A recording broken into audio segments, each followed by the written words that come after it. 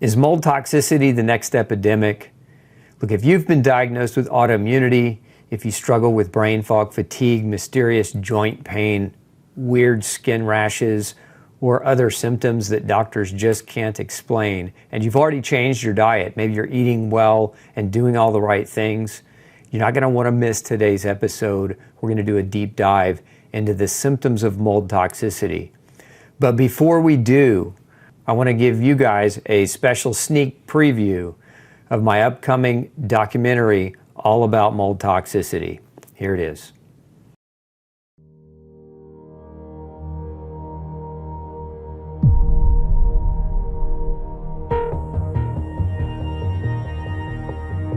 It killed my dog, it made my son and I sick, my wife almost died. There's no doubt in my mind, had we stayed in that home, we'd all be dead now. That first week, we all started to have something go wrong. My 10-year-old was having migraine headaches. I had a lot of abdominal cramping. My stomach was constantly in pain. I thought my wife was going crazy. Chronic symptoms, countless diagnoses, no clear answers. All the while, the real cause is hiding in plain sight. Microscopic mold toxins poisoning the very air you breathe. Mold illness is like a multi-headed hydra. Mold and mycotoxins act like this mythical beast, mimicking other illnesses, each head representing a different disease. They can disguise themselves as joint pain, brain fog, neuropathy, skin rashes, memory loss, unending fatigue, and so much more. Mold exposure, the next great epidemic. NIOSH and OSHA have said that at least 50% of the buildings in the U.S. are water damaged. Families across the nation, including dozens of people at JBLM, who say they are dealing with black mold in their homes that is... We begin tonight with a growing families. list of polls. Assistant Secretary Assistant Secretary. If the home would have been built correctly, this wouldn't have happened. The landlord was lying to us, and they did sloppy remediation.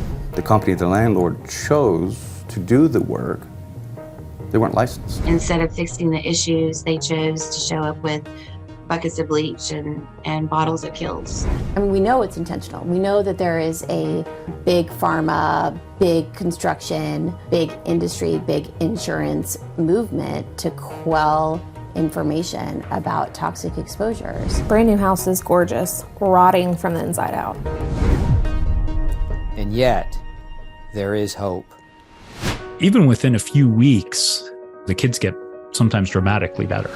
Human dignity is worth far more than any amount of money that a defendant has. There is no better feeling in the world to know that you truly have the opportunity to help someone. My biggest hope, my biggest motivation, my biggest inspiration is the patient. And I think they're ultimately going to lead the revolution. Doctors, lawyers, mold professionals, and people like you are coming together and joining forces, sharing their experiences, resources, and fighting back. The forces of light coming together to battle the darkness of illness and corruption. My family and I recovered, and so will yours. Join us, and together we can stop the madness and prevent the world from being mold-jacked.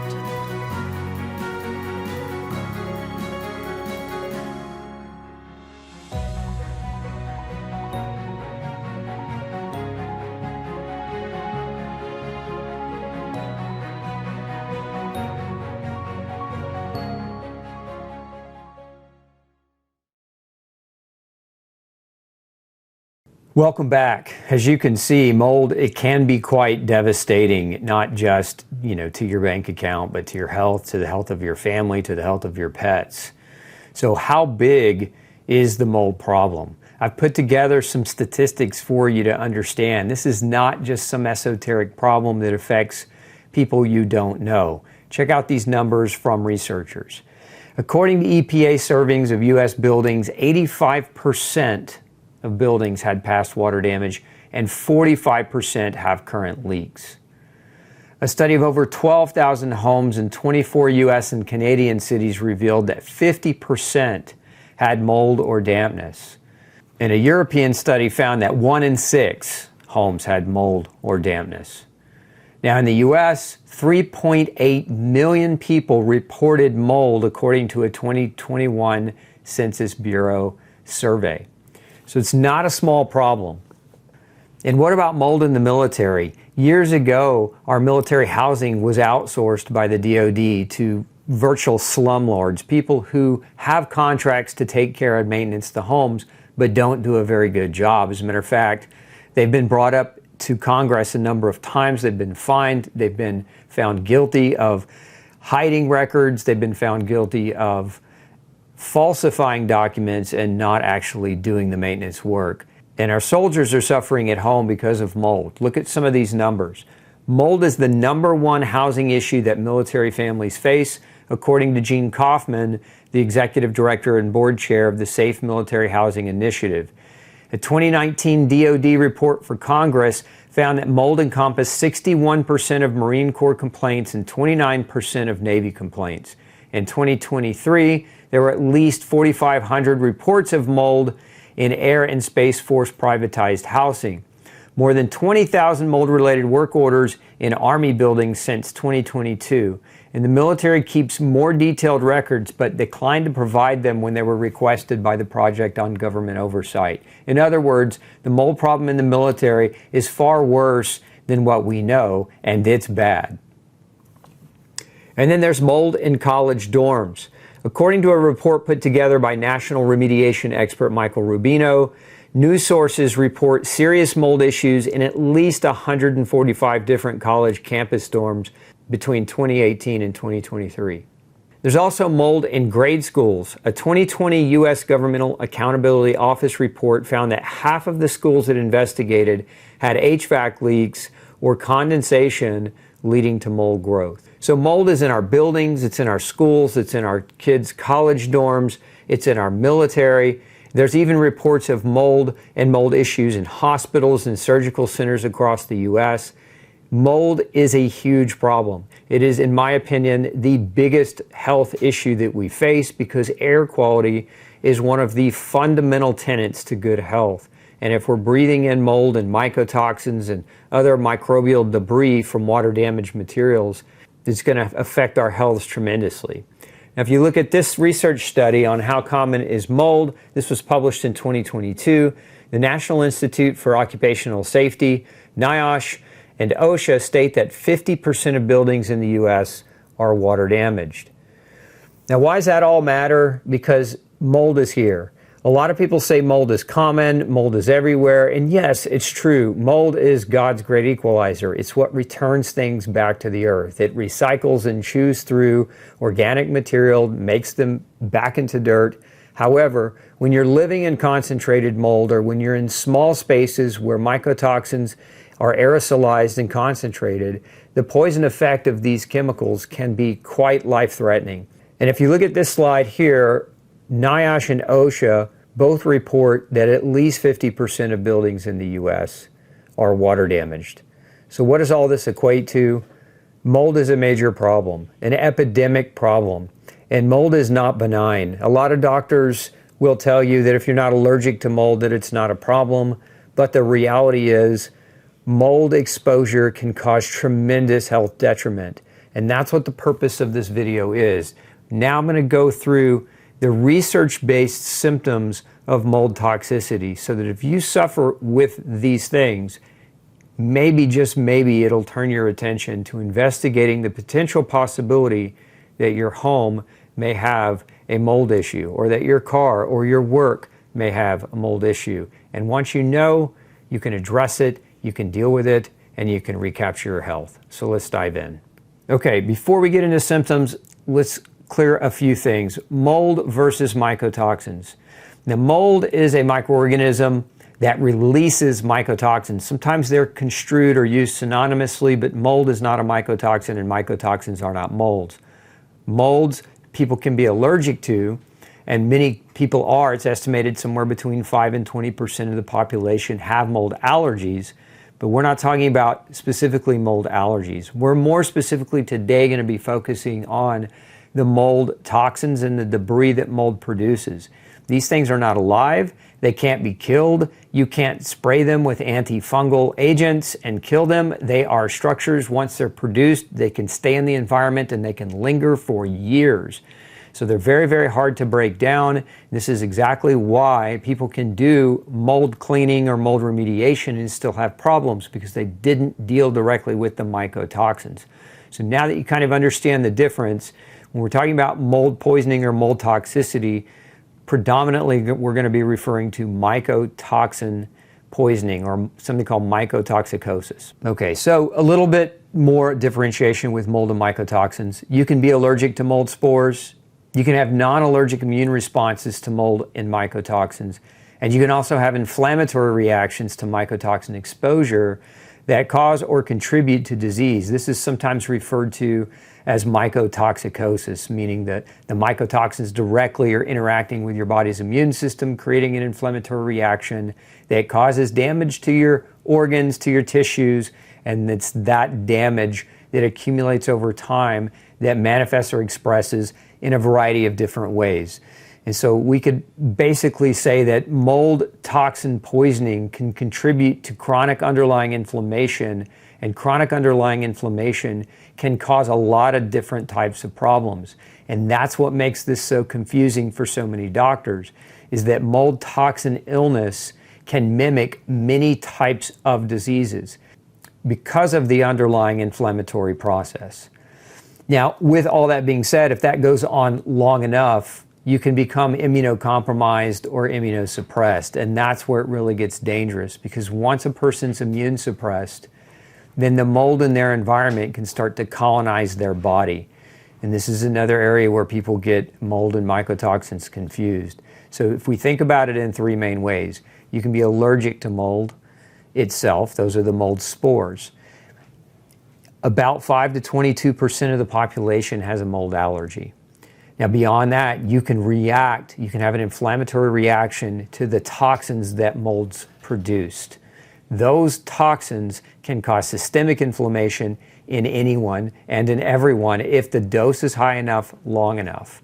Thirdly, mold can infect your body. Once you're immunocompromised, mold can start to grow on you and in you. Classic example of this is mold growing in the lungs, forming a fungal ball. There's a name for this. There's a type of mold called aspergillus that forms what's known as aspergillosis, and that is sometimes confused as cancer. We commonly see mold growing on immunocompromised patients in people getting chemotherapy or other cancer treatments or HIV treatments. But if somebody's living in mold long enough, the immune compromisation can allow for that mold to start growing on that person, creating a much more dangerous situation. When mold infections start growing in your tissues, the mortality rates can be quite dramatic. And so it's something you definitely want to catch before it gets to that point.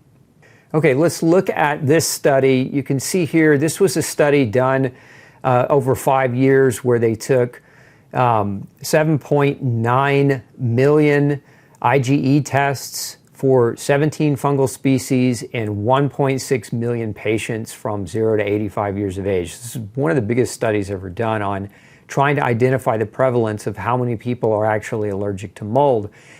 And so what they found, you can see here, 22% of patients were positive for at least one fungal allergen, 13.7% were positive to at least two.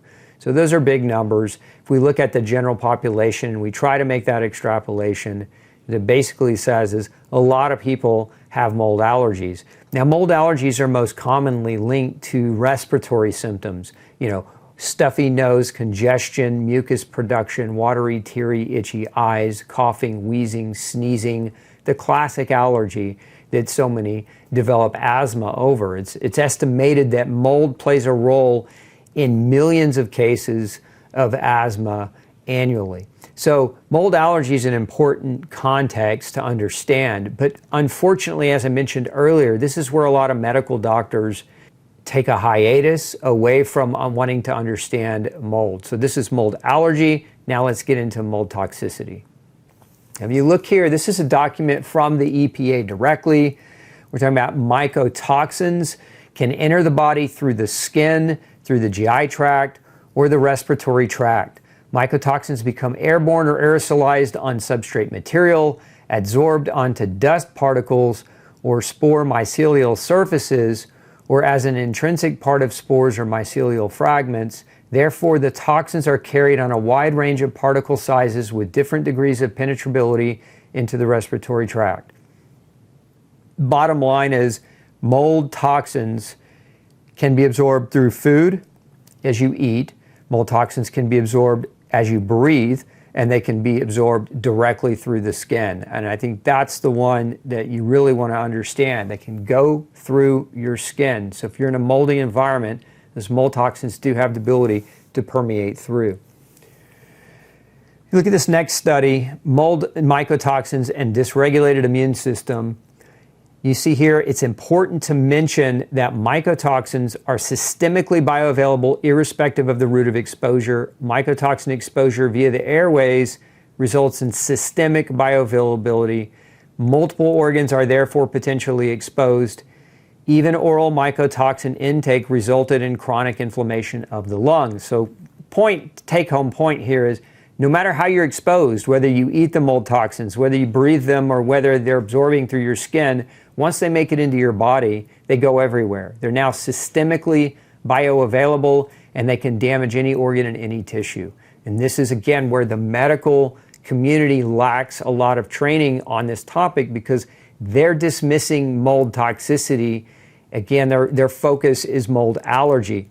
Our focus today is predominantly mold toxicity.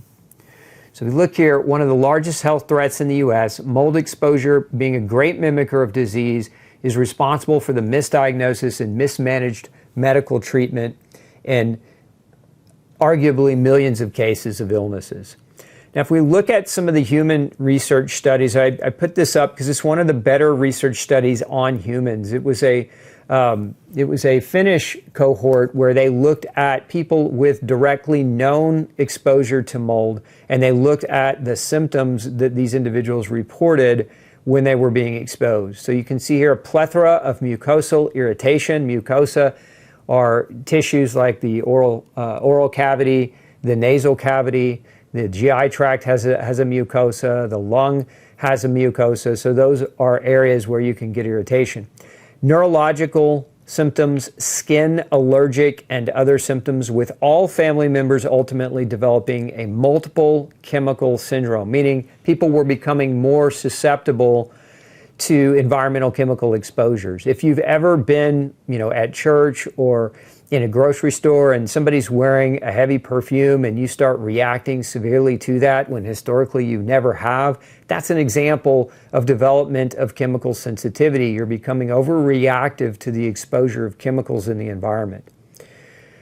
Mold-related illness exists in multiple facets. If not simply a transient mucosal irritation or even an increased risk of asthma onset or its exacerbation, we propose a scheme to explain the natural course of mold-related illness. We recommend that future studies should combine data from cancer, autoimmune, and endocrine disorder registers, and neurological and mental health or neuropsychological registers, with mold-exposed individuals being monitored for prolonged follow-up times. In essence, what these researchers are saying is mold can contribute to multiple different types of diseases. Whether it's directly causing them or whether it's exacerbating them is the thing that needs to be studied the most. But the symptoms of mold are multifactorial. Let's look at some of the additional things that we know. If you look here in this study, these doctors were trying to use serum markers or lab markers to identify inflammation in those being exposed to mold. And what they found is that the protein called a serum C3A or complement 3A and C-reactive protein or CRP concentrations were elevated in individuals exposed to moisture damage and microbial growth in indoor environments. These are tests that doctors can run. Generally, they're measurements of systemic inflammation, and what these researchers found is that patients exposed to water-damaged buildings had higher or elevated levels of those chemicals. Now, if you look here, we've got broken down the mold toxicity symptoms into different categories for you, and if you want to pause at a later date, pause the screen, take a screenshot of these slides as we go through them, because there are a lot.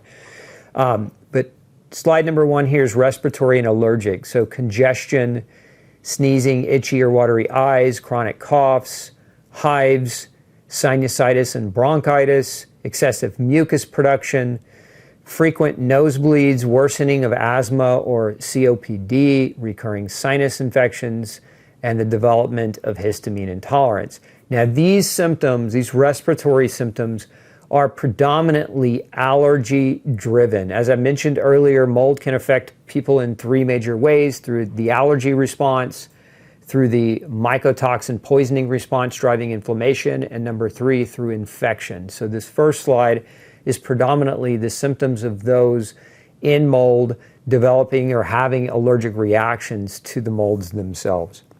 Now, if you look at the last symptom on this slide, histamine intolerance is one of the things that drives a lot of the symptoms that you see above it. Histamine is released by immune cells, and largely histamines are responsible for the symptoms of allergic response.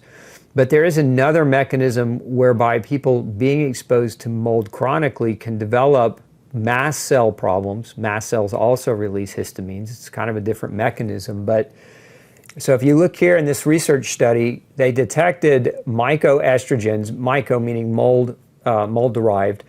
So mycoestrogens were detected in 97% of urine and 84% of placentas in this study.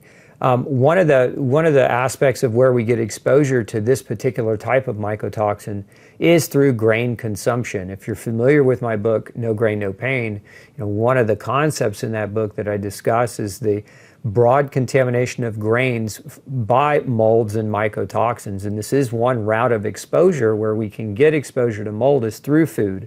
So if you're eating a heavy grain-based diet, it's estimated that between 30 and 70% of the food supply, the grain-based food supply, is contaminated with mold and mycotoxins. So it's one of the reasons why we recommend not eating grain.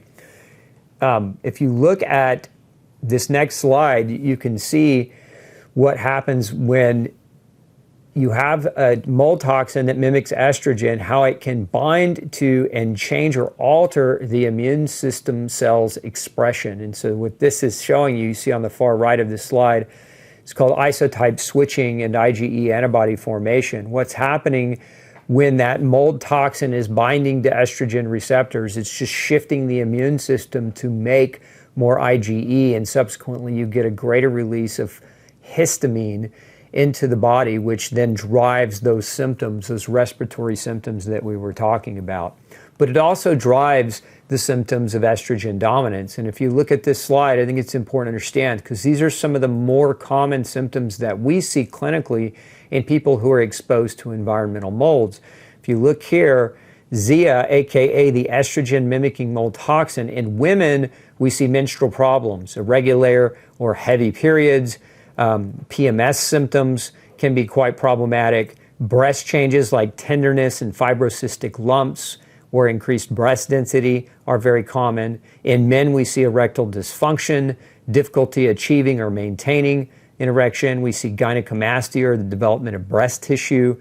We also see fertility issues, and this is both true of men and women. But Zea, or zearalenone, is a tremendous hormone disruptor, and so if we're being exposed to it, it comes with these symptoms. Now, if you look in both men and women, you've got muscle loss and weight gain, you've got mood swings, anxiety, depression and irritability, persistent tiredness and low energy, as well as the potential for insomnia, headaches, as I mentioned earlier, histamine intolerance, bloating, cherry angiomas, and decreased libido. Now, cherry angiomas are a physical symptom. You'll see those popping up on the skin. They look like little bright red freckles. So if you out of nowhere all of a sudden start developing those little red freckles on the skin, that's a cherry angioma. It's very commonly caused by estrogen mimickers.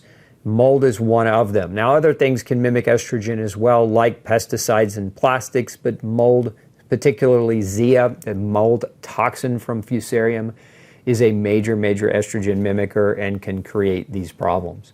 Now, if you look at this next slide, as I mentioned, mold toxins can elevate histamine by altering your immune system response. If you look at some of these symptoms on this diagram, this just adds to the list, right? So you've got symptoms that I really haven't mentioned, headaches like migraines, dizziness, tachycardia, which is rapid heart rate. Some people develop POTS-like symptoms. You can get pruritus on the skin. You can get flushing and urticaria and dermatitis and swelling in the extremities. You can get bloating and flatulence and fullness after meals, diarrhea, abdominal pain, constipation, nausea, and vomiting. So all those are symptoms of histamine intolerance or elevated histamine exposure. Now, on a side note here, I thought I'd bring this up because many of you may be watching this and say, hey, this sounds like me. A lot of this is what I'm experiencing, and maybe you suspect mold. The number one rule about detoxifying from mold is you first have to get out of the environment. So if you're stuck in a moldy environment and you're trying to get your symptoms to go away, there's not a whole lot that you can do, minus a few things. And this slide represents one of those things that we've seen be somewhat clinically helpful for people, and that's the use of quercetin. And if you look here, the result of this study provides imperative information that supports the use of flavonoids in the inhibition of estrogen receptor alpha to prevent or ameliorate the consequential adverse effects associated with zearalenone exposure. So basically, Zea, the mold toxin, binds to estrogen receptors, ERA receptors, and triggers histamine responses subsequently. Well, quercetin and other bioflavonoids can interfere with that binding, can actually help to negate it. So if you're stuck in mold and you're trying to get out, but you're working on it, maybe there's a financial issue or maybe you just can't get out quite yet, you might just consider the use of quercetin and other bioflavonoids. My favorite combination is quercetin with vitamin C at higher doses to help offset some of these problems as people are trying to navigate their way out of the mold. Okay, next I want to dive into arguably the most common grouping of symptoms that we see clinically in people who are mold poison exposed, and that has to do with the brain, the cognition, and the nervous system. So neurologically, mold affects people tremendously. If you look at the diagram, you'll see a list of some of the more common symptoms here: brain fog, confusion or disorientation, dizziness, tinnitus, mood swings, suicidal thoughts and hallucinations, migraine headaches, light sensitivity, neuropathy, tremors, static electric shocks, loss of smell. Mold is a neurotoxin, and there are researchers that have actually found antibodies against molds as well as mycotoxins to brain tissue, to nerve tissue. So this is something that has definitely been studied and researched. In my own personal experience, when I was in mold, brain fog was a major issue, especially for my wife, and you know, she would lie on the couch and many days couldn't get up to do much, and when she'd try to speak, she couldn't recall words very well, and I found myself trying to finish her sentences most of the time.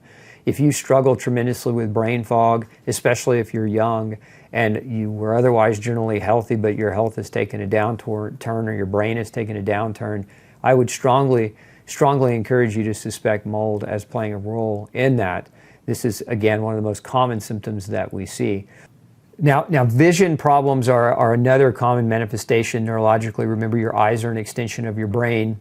When I personally was in mold, my vision deteriorated very quickly. I went from being able to see very crisp and sharp, both up close and from far distances, to squinting and struggling, and in some cases finding myself reaching for glasses just so that I could read smaller writing. Since being out of mold, about 80% of my vision has improved, but I'm still missing that last 20%. So many people dismiss that as old age. I know, that's what a lot of people were telling me when I was in the mold. They would tell me, hey, your vision, it happens. It's normal for that to happen when you're in your late 40s. And I didn't believe it because my vision was so good prior. So at any rate, if you're struggling with rapid onset of loss of vision or deterioration in your vision, suspect mold. If If you look here, patients with documented measured exposure to molds had elevated titers of antibodies, IgA, IgM, and IgG to neural-specific antigens. Nerve conduction studies revealed 4 different groupings. One grouping with mixed sensory motor polyneuropathy, in other words, nerve damage to both sensory nerves and motor nerves. Another group was just motor neuropathy, a third group was just sensory neuropathy, and then a fourth group were those with symptoms but no neurophysiological abnormalities. In other words, they had reported subjectively their symptoms but didn't have any abnormalities on follow-up testing. All groups showed significantly increased autoantibody titers for all isotypes, IgA, IgM, and IgG, of antibodies to neural antigen when compared with 500 healthy controls. So what's the takeaway here? People exposed to moldy, water-damaged buildings started to develop antibodies against their nerve tissue, creating inflammatory nerve damage.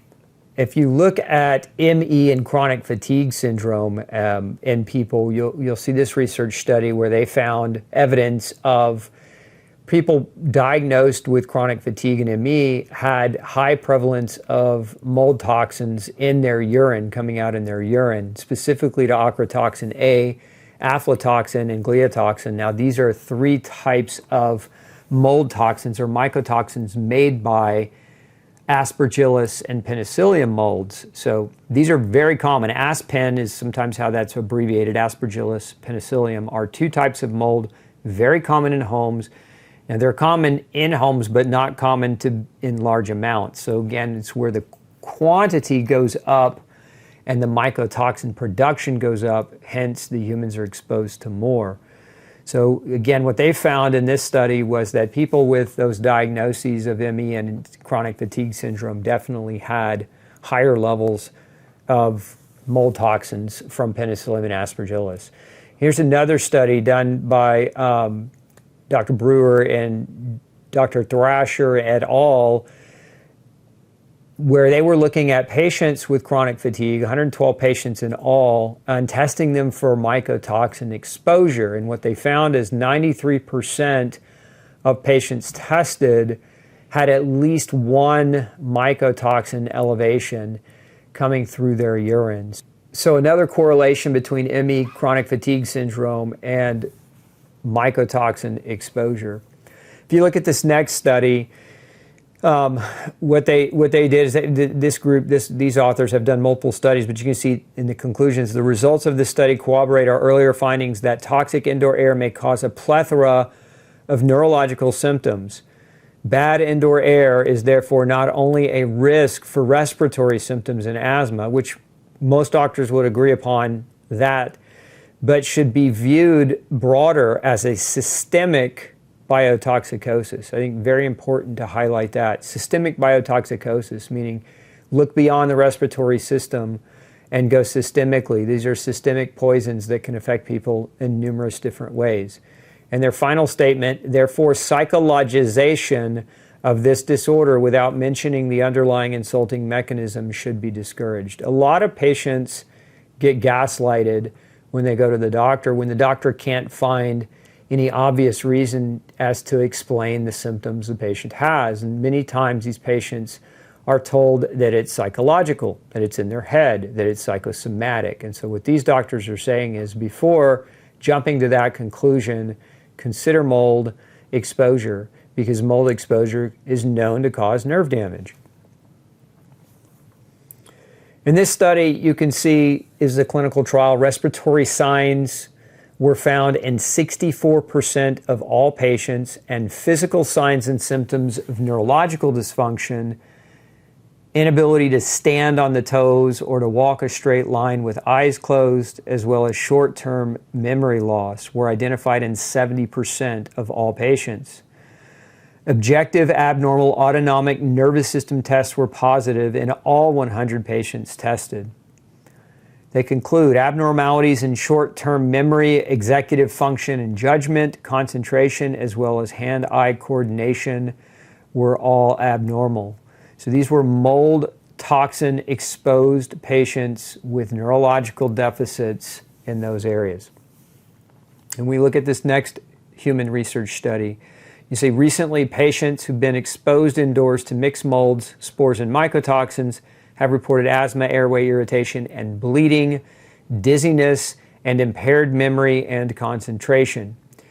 65 consecutive outpatients exposed to mold, and they found that the mold-exposed group exhibited a decrease in function for balance. How many of you have found your balance deteriorating? They have a loss in their reaction time and their reflex. They had color discrimination problems. There's a test you can take online called a visual contrast sensitivity test. It sometimes can be used as a suspicion to mold exposure. So 21 of 26 functions tested in these patients were abnormal. Airway obstructions were found and vital capacities were reduced. Mood state scores and symptoms frequencies were elevated. The author concluded that indoor mold exposures were associated with neurobehavioral and pulmonary impairments that likely resulted from the presence of mycotoxins such as trichothecenes. Trichothecenes are the toxins produced by black mold. Now we've got a study on the effects of mycotoxins on neuropsychiatric symptoms and immune processes. Evidence has recently implicated exposure to mycotoxins in the pathogenesis of autism spectrum disorder. If you missed my interview with Dr. Cataray, I strongly recommend you go back and watch that. He's a pediatrician in the state of Colorado, doing great mold investigative work with kids. And finding tremendous association between mold and autism. The effects of mycotoxins can be mediated via different pathways that include the secretion of pro-inflammatory cytokines, especially from mast cells, going back to what we said a moment ago, where mold toxins enhance mast cell release, causing histamine responses. The information reviewed indicates that exposure to mold and mycotoxins can affect the nervous system directly or through immune cell activation, thus contributing to neurodevelopmental behavioral disorders such as autism spectrum disorder. Here's another, this is a mycotoxin exposure review. So they were looking at autism and mycotoxins. Systematic review, exposure to mycotoxin may delay or negatively influence the development of neurological, gastrointestinal, and inflammatory mechanisms in individuals with autism. The examination of the given studies provided data related to the links between mycotoxin exposure and autism. It's a connection that's being more and more researched, and it doesn't look good. Can low-level exposure to ochratoxin A cause Parkinsonian? That was the question posed by these research authors. And so going back to what we saw in earlier research, where we know that mycotoxin exposure can increase the immune system's production of antibodies against nerve tissue, autoimmune antibody reactions, and that's what Parkinson's is. It's an autoimmune response. And so these authors are drawing that link between ochratoxin A exposure and Parkinson syndromes. Now we get to mold toxicity and muscle and body composition. So you look at this list of symptoms: joint muscle pain, migrating pains, morning stiffness, muscle cramps, muscle loss or wasting, as well as weight gain. I can speak from my own experience here.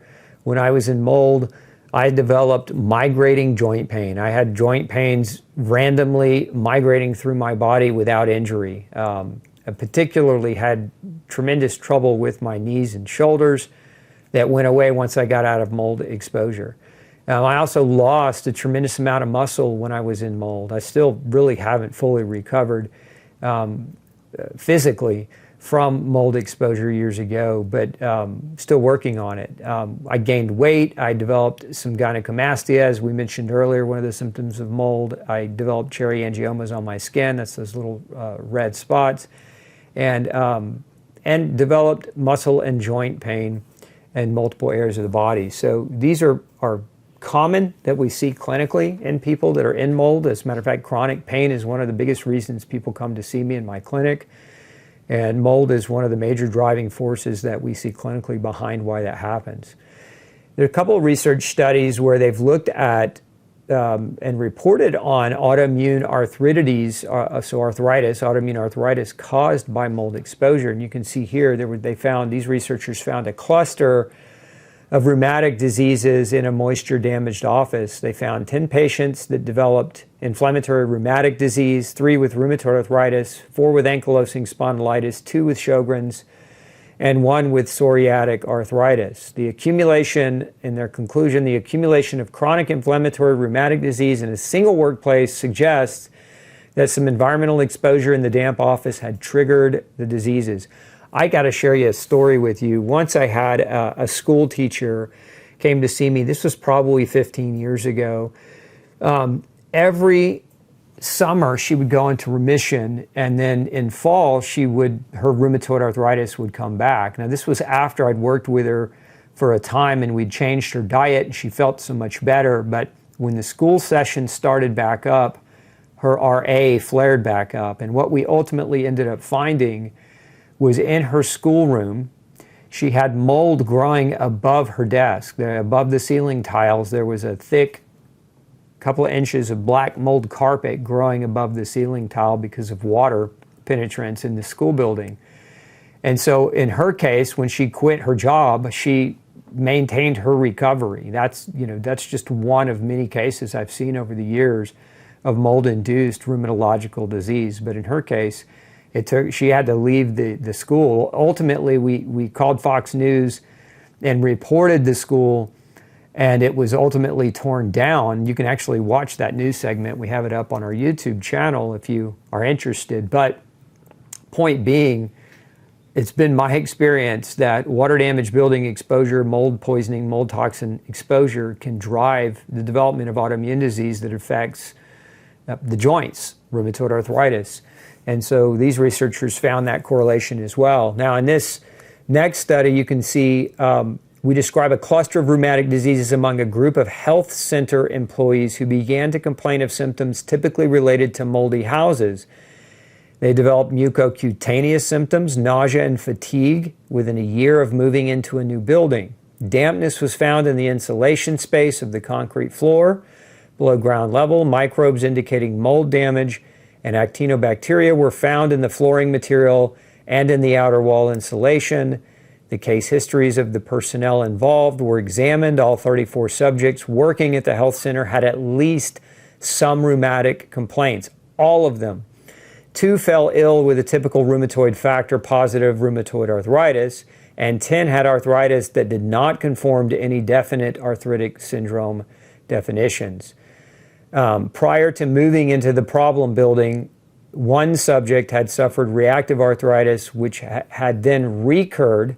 Another employee had undiagnosed ankylosing spondylitis and later developed psoriatic arthritis, and another developed undifferentiated vasculitis. For a total of 16 subjects developed joint pain, 11 of these after beginning work at the health center. So working in a building with known mold and bacterial exposures developed the autoimmune symptoms. The high incidence of joint problems among these employees suggest a common triggering factor for most of the cases, as some of the symptoms had tended to subside while the health center was closed. Then we go to skin symptoms. This is a big one. I see skin symptoms quite frequently in people with mold in their background. If you look at the slide here, as we mentioned a few times already, cherry angiomas being a symptom. Another one is loss of skin elasticity, and part of that has to do with the loss of muscle mass. When your muscle shrinks, your skin sags. But the other aspect that we suspect is that mold toxins can cause oxidative damage and cause basically a disruption of your ability to form elastin and collagen, and that can lead to saggy skin as well. But we've had numerous case reports of individuals in mold develop a loss of skin elasticity. Sensitivity to the skin, and this partly has to do with the nerve sensitivity and the neuropathies that can be developed. Eczema and psoriasis and fungal rashes. One of the more common ones that we see is fungus growing under the nail beds, toenail and nail bed fungus. If you look at this image This is actually a person that came to see me. They were in some very serious mold in their skin. You can see the lesions on the skin. The red looks like little cuts, almost like little paper cuts. But then you can also see the yellow discoloration and the growth under the nail beds and on the nail beds. This is fungus. And this person was so immunocompromised that mold started to grow underneath their nail beds. You can see as well, this is another case where we have the skin manifestation from somebody who's being chronically exposed to mold. The skin looks almost dramatically aged. This was a younger person than the picture would have you believe, almost alligator-like, the scaling of the skin that's occurring. And you can see the edema in the foot as well, and the leg, and the peeling of the skin. But this was mold manifestation. Here's another example of toenail fungus. You've got, on the left-hand side there, you've got growth under the nail beds and on the nail beds. And then you can see, looks a little bit differently in the fingertips. But this is a manifestation of kind of a more milder presence. The picture on the left is more aggressive. The picture on the right is a kind of a milder version of mold growing under the nail beds. So check your nails. If you've got mold growing, you may be being exposed and immunocompromised by mold in your environment. Now here's a more aggressive manifestation of mold colonization on the actual tongue itself. So you can see the debris, and if you look at the tip of this tongue, you can see the white growth on the tip. That's fungus, and you can see the mucus accumulation and pooling on the tongue as well. This is another example. This is actually my son. When we were in mold, you can see the rash on his back. He kept getting these rashes. They were, at the time, they were mysterious to us, because we couldn't identify a trigger, but he developed rashes on a semi-frequent basis that were never fully diagnosed, but went away once we left the moldy home. So once we got out of the house, the rashes never returned. Now moving on to some additional symptoms here. Oral symptoms: metallic taste, burning tongue, or a white-coated tongue are often present. And then visual, as we mentioned earlier, visual loss. Visual floaters are very, very common in people being exposed to mold. It's not the only source or reason that people develop visual floaters, but mold can definitely be a trigger. And then visual migraines, especially you see visual migraines without pain. So if you've got kind of almost like electrostatic blinking in the visual fields, without the typical migraine headache development, those are oftentimes the way visual migraines manifest or present. If that's happening to you on a regular basis, you need to strongly suspect mold. And then eye irritation and redness. This is another one. I both had visual migraines personally, as well as eye irritation and redness when I was in mold. My eyes would just itch constantly. I found myself wanting to scratch my face off almost on a nightly basis. Every time I'd go to bed, I would scratch and itch at my eyes for hours sometimes.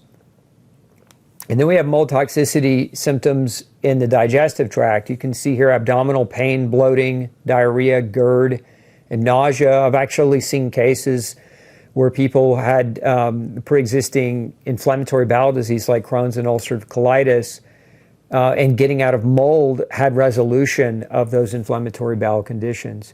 If you look at this research study published in the American Journal of Clinical and Experimental Immunology just a few years ago, you can see multi-organ symptoms in pupils of a moisture-damaged school. So these were the symptoms of the children in the school, and you can see the cluster and the commonality. So for GI symptoms, and you can see GI symptoms are defined as pain in the abdominal area, nausea, diarrhea, vomiting, abdominal swelling, and obstipation. You can see 51% had GI symptoms. 40% had respiratory symptoms. So, I mean, GI symptoms outpaced respiratory symptoms. And I think it's important to call out that distinguished difference, because so many doctors gravitate toward the respiratory side. That's what they're looking for. And if you don't have that, they dismiss it. But you can see in this study, 51% had GI symptoms. So If you've got chronic GI symptoms and your diet's clean, you might just consider mold. And then you've got 28% with neurological symptoms, and that was defined as concentration, brain fog, memory difficulties, muscle traction, dizziness, hearing abnormalities, or balance problems. And then you had 55% with headaches, 38% with fatigue, 34% with eye irritation, 32% with rashes, subfebrility, 28%, ear infections, 28%, musculoskeletal pain, 26%, asthma, 11%, and multiple chemical sensitivity, 9%, and cardiac symptoms of tachycardia or heart palpitations were present in 4%. So there's a pretty broad array of different symptoms actually experienced by people being exposed to mold. And then we have immune symptoms, frequent infections, lymphatic swelling, immune suppression, recurring fevers. This is one I see very commonly. And this is actually one that affected my wife. She had, in her case, it wasn't a recurring fever. It was a persistent 18-day fever after we returned home from a vacation. We were out of our moldy environment, out of our moldy home for an extended period of time, and then coming back into it, being re-exposed. She was in bed for 18 days with a fever, and not a mild one, a very, very high one. But recurring fevers are a common manifestation that we see in people, as well as histamine intolerance. So you'll see that showing up again. Histamine intolerance, not only is it a respiratory symptom, but also an immune symptom as well. And then cardiovascular, palpitations, as I showed you earlier, exercise intolerance, swollen extremities, chest pain, dizziness, and shortness of breath. And then we go on into general symptoms, night sweats, temperature dysregulation, excessive urination, excessive thirst. Oh gosh, this is another one I experienced, both excessive urination and excessive thirst. I couldn't sate my thirst mechanism, and I was up all night. I'd probably get up in the middle of the night 3+ times a night to go to the bathroom. And then insomnia, multiple chemical sensitivities, and then the development of sensitivity to EMFs, so unable to tolerate computers or Wi-Fi networks, unable to tolerate the use of cell phones, etc. So those are some of your main systemic symptoms of mold and mycotoxin poisoning or exposure. But I want to talk a little bit too about some of the other things that are a little bit newer in the research, some of the preliminary findings on how mold and mold toxins might interfere with nutrients. And one of them is vitamin D. If you look on the screen here, these researchers found their data indicate that aflatoxin can interfere with different molecular pathways triggered by vitamin D with an antagonistic mechanism of action. There was another study in the literature on aflatoxin causing interference or actually disrupting vitamin D receptors, so interfering with vitamin D's work. And vitamin D is an immunobalancing nutrient, right? It regulates immune system function. Vitamin D deficiencies can contribute and cause many, many problems, including autoimmune conditions, myalgia, nerve damage, immune dysfunction or immune dysregulation, asthma. Vitamin D has been linked to bone loss and muscle loss and hormone disruption. So here's direct evidence of mycotoxins interfering with vitamin D's job in the body. We actually sometimes see in patients their vitamin D levels won't correct. We'll give them higher doses of vitamin D, and it's just we're having a really hard time getting their levels to come up. And these patients very commonly in mold and being exposed to these mycotoxins. Now here's another research study on vitamin B12. You can see here a majority of patients with neurological disorders with chronic exposures to toxigenic molds and mycotoxins have vitamin B12 deficiency that is unrelated to dietary insufficiency. In essence, these researchers are testing and finding that these patients being exposed to mold have high amount of vitamin B12 deficiency. And their suspicion is that it's most likely mycotoxins interrupting the structure and function of vitamin B12 through reactive interference with the normal 1-carbon metabolism, leading to the observed clinical neurological manifestations such as nerve damage, demyelinization, degeneration of the peripheral nervous system, leading to paralysis, progressive peripheral neuropathy, and spinal degeneration. So even some research coming out on the nutritional inhibition effects of mold toxins. So all that being said, you now have a good understanding of the wide array of possibilities of symptoms in which mold toxins can manifest in humans, because what I showed you today, those weren't animal studies, those weren't speculative studies, those were research studies done on people.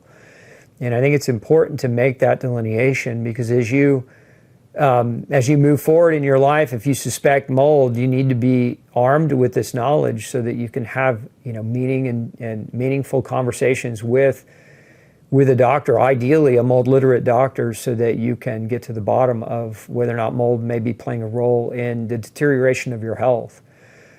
Now, I want to give you a little bit in terms of this. This is going to be a long series, so this is just part one, the symptoms of mold toxicity. We're going to also be diving into additional aspects of mold, like how mold happens in homes. We're going to be diving into detoxification of mold and many other topics around mold over the following months. But I want to give you kind of some walk away with, if you suspect mold, look in these places. So if you look at this slide, common places that we see mold manifest are leaky water pipes. Now, sometimes they're obvious and sometimes they're not. I one time had a patient who hung a picture up on the wall and nicked a pipe. Didn't puncture the pipe fully, just nicked it. And the only reason why we knew that is because it took a long time. It took many months for the water to accumulate down below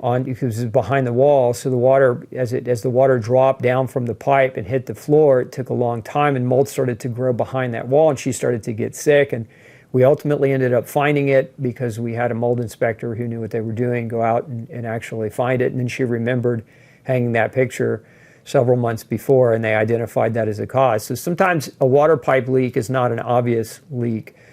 Washers and dryers, especially if your vents aren't properly connected, you can get humidity and moisture buildup in your dryer as well as in your washer, especially if you have one of those front-loading washing machines. There was a lawsuit a while back on mold accumulation in these front-loading machines, so it's a very, very common problem. So you should be checking those doors and those filters in those doors for mold on a regular basis. I recommend you air them out and dry them out because they can be a substantial source of mold exposure for many.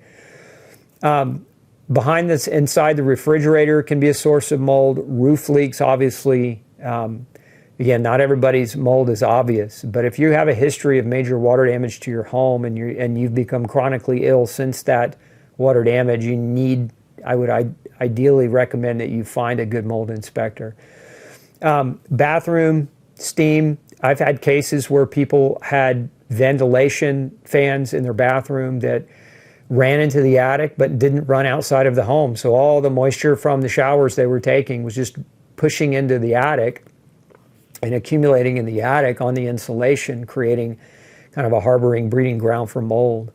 So make sure if you've got ventilation fans in your bathroom, it's not a bad idea to make sure they actually go to the outside, because construction error and laziness is a common reason we're seeing more and more people be exposed to mold. It certainly was my case. We had numerous construction defects when we built our home that led to the accumulation of moisture in the home and mold growth. Basements. If you've got a basement, they're a major source of moisture. I would recommend, if you haven't already looked, check the humidity in your basement on a regular basis. You should keep a hygrometer in your basement to monitor the humidity.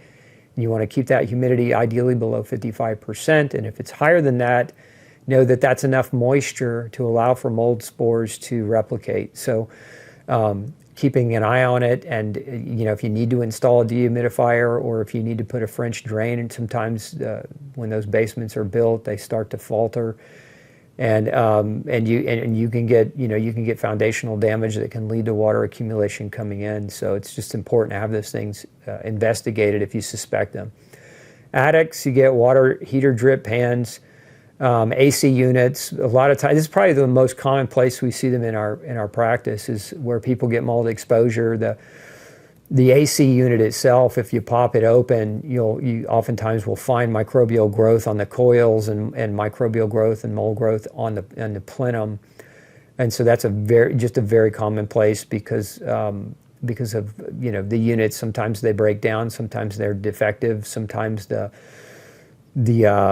the seals around the ductwork are leaking, and so hot air from the attic mixes with the cold air running from the HVAC system, and you get condensation inside the pipes or the ductwork, and that leads to mold growth. So check those AC units. Carpets are a harbor point for mold, especially if there's been any spills or water damage on them.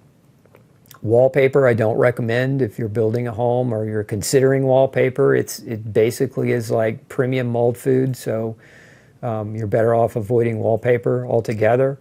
And then, as I mentioned, building errors. If you're in the process of building a new home, I strongly recommend that you find an independent company to monitor the build, because all the builders ever want to say is, well, this is the way we build homes, therefore it's the right way to build homes. But we're finding now, in the last several years, there have been some major builders. There's a neighborhood maybe 30 miles from my home. I think it's 8,000 homes now that the parents have all gotten together and hired inspectors, but the homes were improperly built, and mold is growing in many of them. Even one of my team members has a family member whose brand new home has mold growing in it, and it's a very big problem in the entire neighborhood. So new homes are not immune to mold growth. As a matter of fact, I would argue that newer homes are being built so quickly and so poorly that many of them are actually more likely to contain mold. So if you suspect mold, find a good quality mold inspector. We'll be talking more in depth about that, and I would encourage you, if you suspect it and you need a deeper dive, to go and check out moldjacked.com. That's moldjacked, JACKE.com. We have some comprehensive articles there on mold inspection and how to find a mold inspector and how to find a mold-literate doctor. So if you're suspecting this is an issue for yourself, you've got to get the right tools around you. The number one mistake we see people make when they go to do a mold investigation on their home is they hire a mold inspector who comes in and does an air test, and that's the crux of the mold inspection, is a simple air test.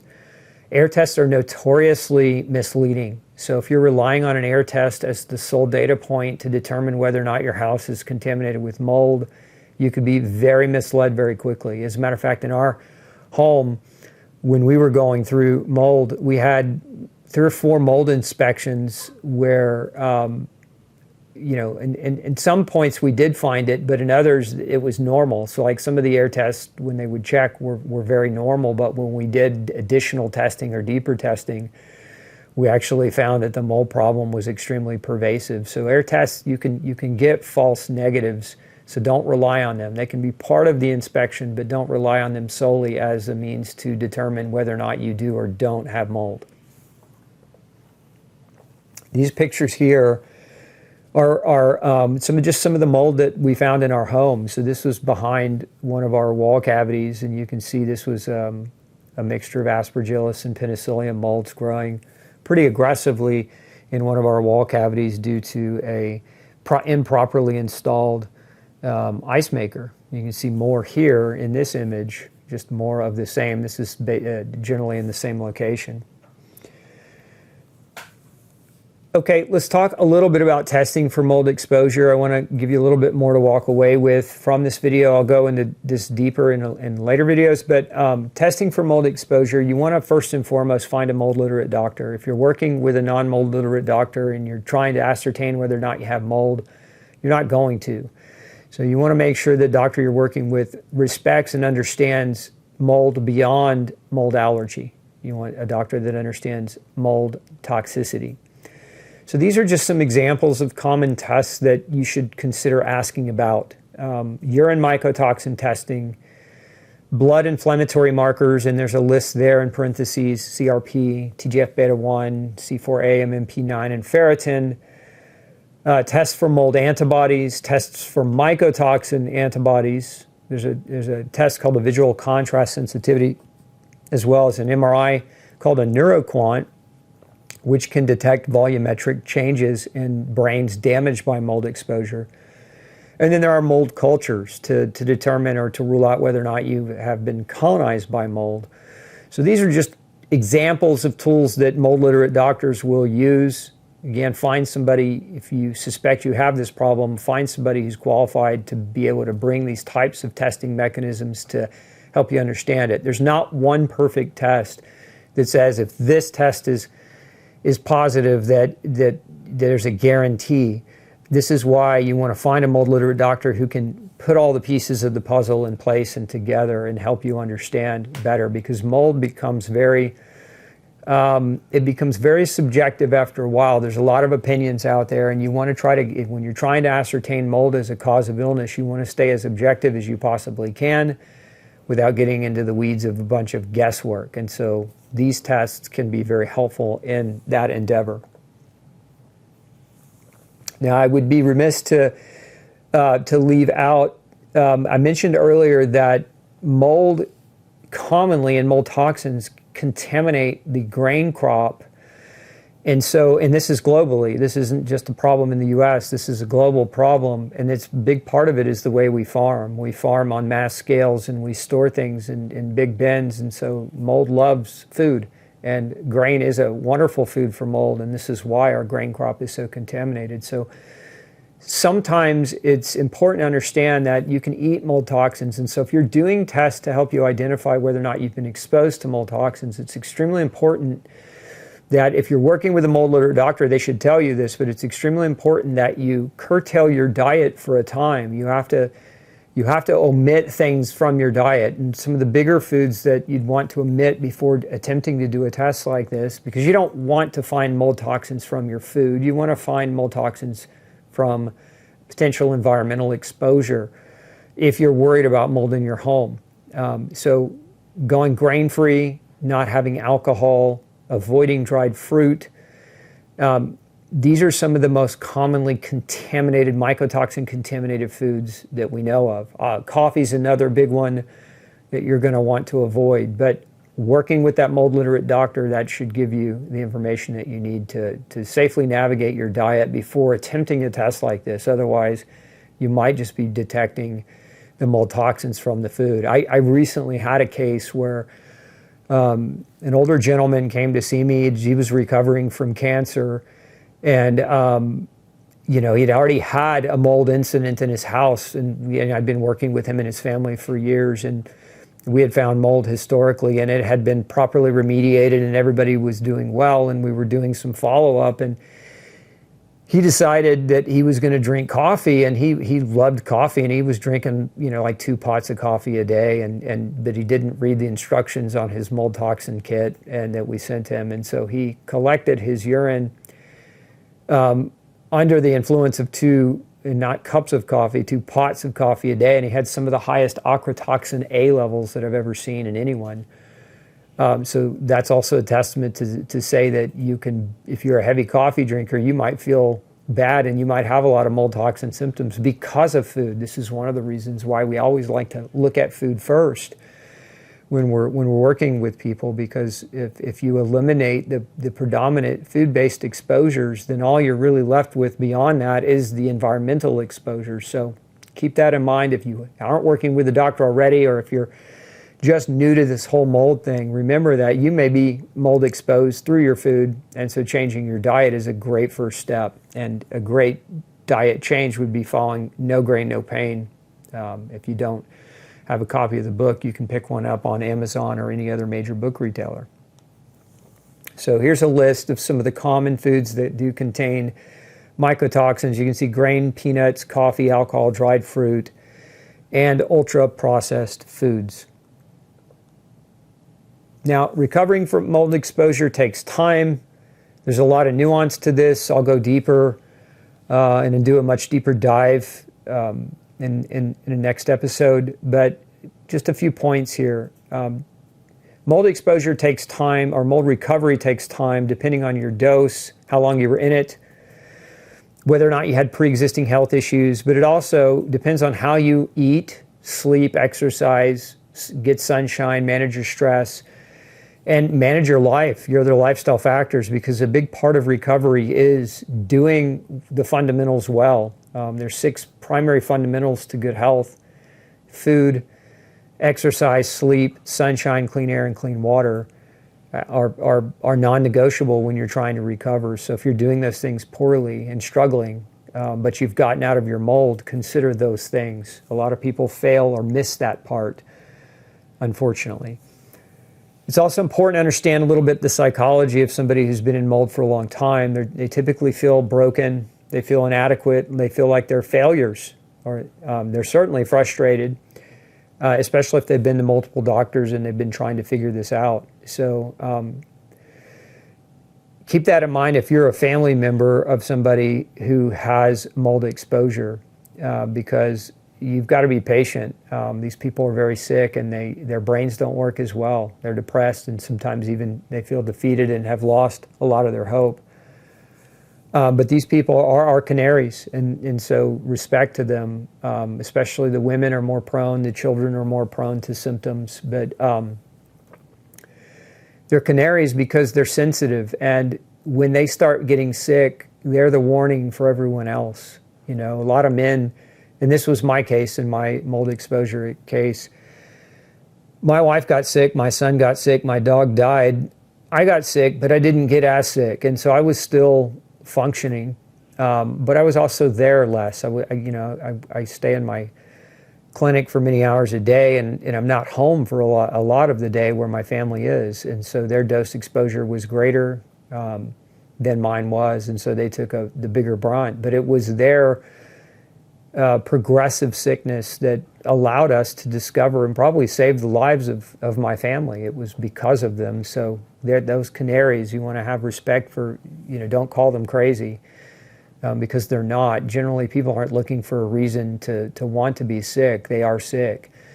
And I think that's another aspect of why you want to find a mold-literate doctor, one with good bedside manner and one with good empathy, because it's not an easy thing to deal with. It's not an easy thing to navigate. And the last thing we need is doctors or other family members sticking their head in the sand and calling people crazy when they're not.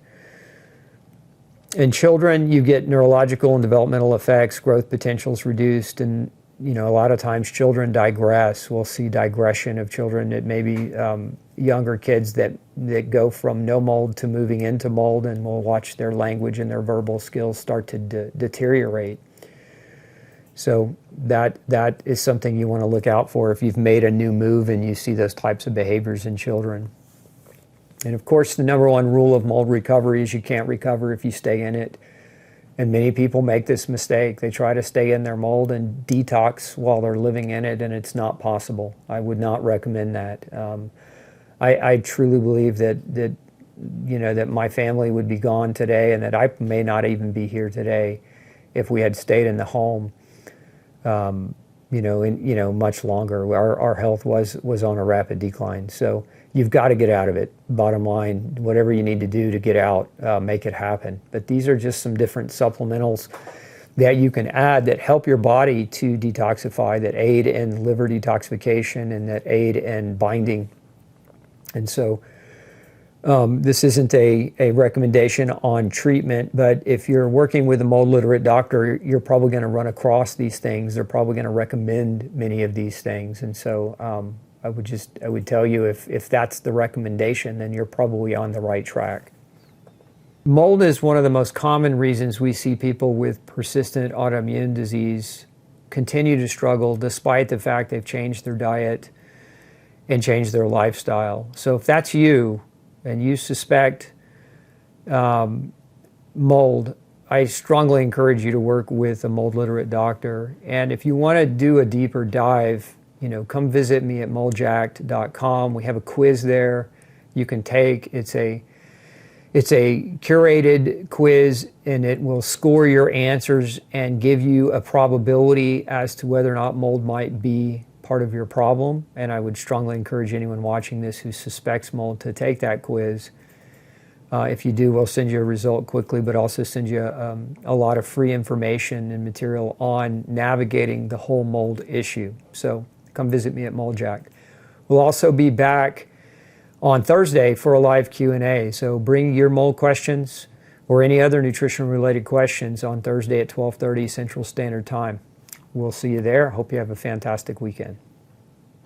Thanks for tuning in to the Dr. Osborne Zone.